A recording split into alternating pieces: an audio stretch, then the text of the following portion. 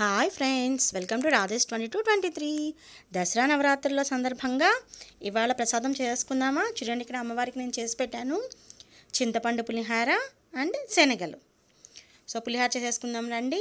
So first stove వెలిగించేసి నేను బాండీ పెట్టేశాను. కడిగి పెట్టాం కదా, ఆ తడి అంతా లాగేంత వరకు బాండీ పెట్టేశాను. అలాగే ఇక్కడ చూడండి, నేను చూపించిన గ్లాస్తో 2 గ్లాసులు బియ్యం పెట్టుకున్నాను.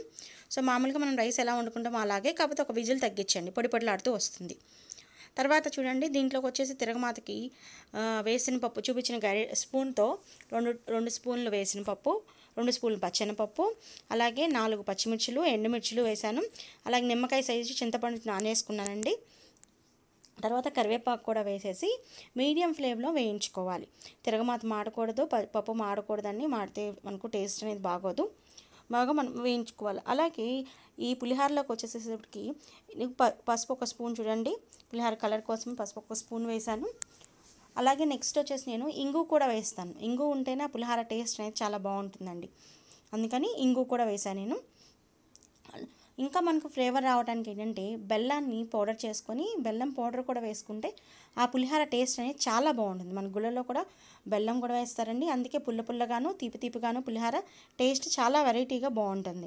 సో నేను ఇక్కడ బెల్లం వేయట్లేదండి, మామూలుగానే ఇంగు వేస్తాను. తర్వాత చూడండి, వేసిన బాగా వేగిన తర్వాత ఆ చింతపండు గుజ్జు మొత్తం తీసేసి ఆ మిగిలిన చింతపండు నీళ్ళు రసం అంతా కూడా మనం ఈ తిరగమాత గింజల్లో వేసేయాలి. ఇప్పుడు కొంచెం ఫ్లేమ్ పెంచుకోండి తొందరగా, కొంచెం ఎందుకంటే ఎక్కువ టైం పట్టక్కర్లేదు. పులిహార తిరగమాత చక్కగా వస్తే చాలా తక్కువ టైంలో అయిపోతుంది పులిహార అనేది.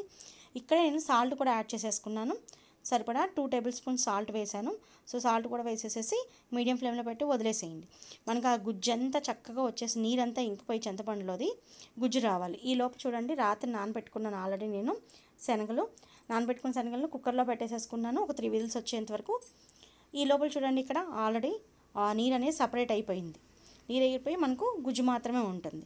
సో ఆ రైస్ ఉంది కదా, కట్టేసి కొంచెం చల్లారిన తర్వాత రైస్ తీసుకొచ్చేసేసి వేసేసి చక్కగా కలిపేసుకుంటే అమ్మవారికి ఎంతో ఇష్టమైన పులిహార అనేది రెడీ, చింతపండు పులిహార రెడీ.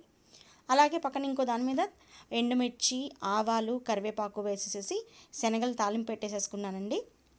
చూడండి, శనగలు కూడా రెడీ అయిపోయినాయి. అమ్మవారికి పెట్టేస్తున్నాను ఈ 2 కూడా. మీరు కూడా ఇలాగ ప్రసాదాలను చేసి అమ్మవారికి పెట్టండి. అందరికీ దసరా శుభాకాంక్షలు.